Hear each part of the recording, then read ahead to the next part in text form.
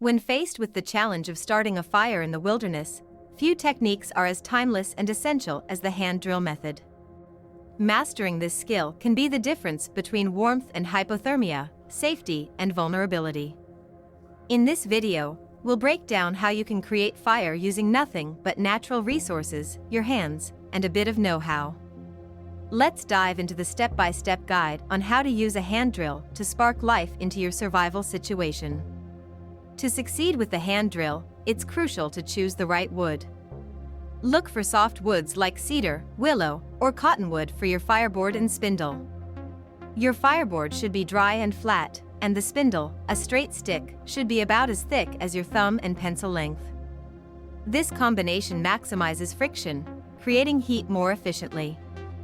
Carve a small depression near one edge of your fireboard. This will anchor your spindle and help channel heat. Beside this depression, create a notch in the shape of a V, extending from the edge of the board to the center of the depression. This is where the charred dust will collect and ignite into an ember. Your ember needs a nurturing home once it's formed. Gather materials that catch fire easily, like dry grass, bark shavings, or fine wood fibers. Make sure your tinder is dry, fluffy, and ready to ignite when the ember is transferred. Position the spindle in the depression of the fireboard and hold it upright.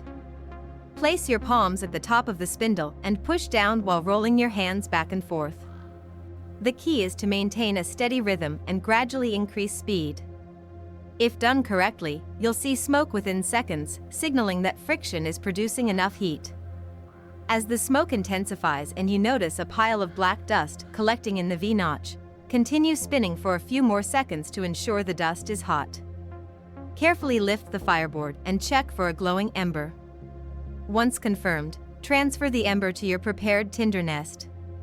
Gently wrap the tinder nest around the ember, allowing airflow to pass through. Start blowing softly and steadily until the tinder begins to smoke more vigorously. As the glow spreads, increase the intensity of your breath until the tinder ignites into a flame. Now, carefully place this flame onto your fire setup to build your sustainable fire.